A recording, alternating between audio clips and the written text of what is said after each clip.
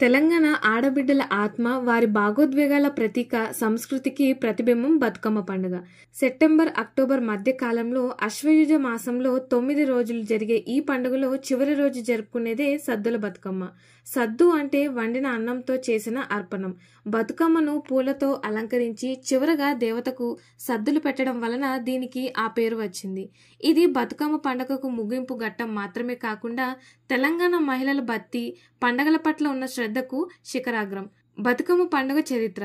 పురాణాల ప్రకారం ఒకప్పుడు భూదేవి అసురుల దౌర్జన్యంతో బాధపడుతూ విష్ణుమూర్తిని ప్రార్థించింది. అప్పుడు భూదేవి శక్తి స్వరూపిణిగా అవతరించి బతుకమ్మగా రూపుదిద్దుకుందనే నమ్మకం. ఈ శక్తి పూజల వల్లే అసురులను జయించగలిగారని చెబుతారు. బతుకమ్మ పండుగ మూలాలు చాణక్యులు, కాకతీయుల రాజుల కాలం వరకు వెళ్తాయి. అప్పట్లో తెలంగాణ ప్రజల ప్రధాన వృత్తి వ్యవసాయం. పంటలు పండే కాలంలో ప్రకృతికి కృతజ్ఞతగా అమ్మవారిని సంతృప్తిపరిచే ఉత్సవంగా బతుకమ్మ ఆరంభమైందని భావిస్తారు. బతుకమ్మలో పూల ప్రాముఖ్యత. బతుకమ్మలో ఉపయోగించే పూలకు ఔషధ గుణాలు ఉన్నాయి. గున్నె పువ్వు, బంతి, గుమ్మడి పువ్వు, కాసర పువ్వు, తంగేడు, గన్నేరు, జడిపండు పూలు మొదలైనవి. ఇవి వర్షాకాలంలో వ్యాపించే వ్యాధుల నివారణలో సహకరిస్తాయి.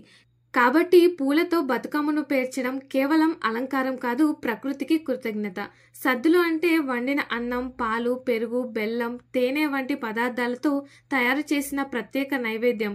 ఇవన్నీ ప్రకృతిచే ప్రసాదమయ్యే సంపదలు, ప్రతీకలు. సద్దుల బతుకమ్మ రోజు చేసే పూజ. పూలతో బతుకమ్మను అందంగా పేర్చడం. బతుకమ్మ చుట్టూ స్త్రీలు గుమ్ముకూడి పాటలు పాడుతూ నృత్యం చేస్తారు.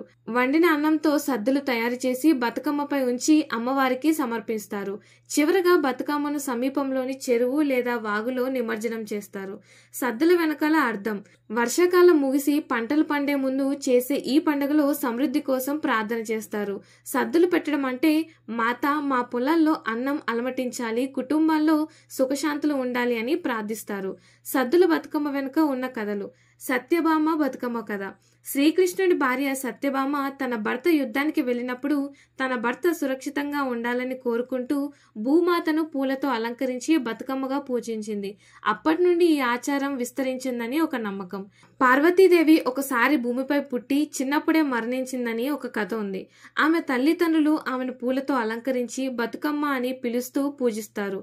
బతుకు అన్న పదం నుండి బతుకమ్మ అనే పేరు వచ్చిందని మరొక కథ కూడా ఉంది.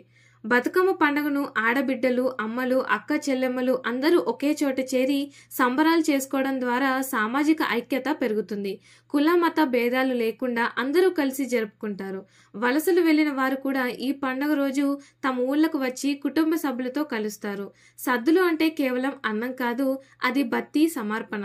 ప్రకృతికి, పంటలకు, భూమాతలకు కృతజ్ఞతగా ఇచ్చే అర్పణ. బతుకమ్మ నిమజ్జనం అంటే పూలు నీటిలో కలిసిపోయినట్టే మన జీవితం కూడా ప్రకృతిలో లీనమవుతుందని సూచన. సద్దుల బతుకమ్మ అంటే తెలంగాణ ఆత్మ. తెలంగాణ ప్రత్యేకతను ప్రపంచానికి చూపించే జాతీయ పండుగ బతుకమ్మ. 2014లో తెలంగాణ ఏర్పడిన తర్వాత ప్రభుత్వం దీన్ని రాష్ట్ర పండుగగా ప్రకటించింది. సద్దుల బతుకమ్మ రోజున లక్షలాది మంది మహిళలు ఒకే చోట చేరి పండుగను జరుపుకోవడం తెలంగాణ గౌరవానికి ప్రతీక. ఆధునిక కాలంలో కూడా బతుకమ్మ పండుగ తన అసలైన మూలాన్ని కోల్పోలేదు. పట్టణాల్లో, విదేశాల్లో ఉన్న తెలంగాణ మహిళలు కూడా ఈ రోజున బతుకమ్మ పేర్చుకొని పాటలు పాడుతూ సద్దులు పెట్టి పండుగ జరుపుకుంటారు. ఇది తెలంగాణ ఆత్మగౌరవానికి ప్రతీక. సద్దుల బతుకమ్మను తెలంగాణ ప్రజలు ఎంతో అభిరుచితో, ఆత్మీయతతో, ఆనందంతో జరుపుకుంటారు. ఇలాంటి మరిన్ని ఇన్ఫర్మేటివ్ వీడియోస్ కోసం మా ఛానల్ని సబ్స్క్రైబ్ చేయండి.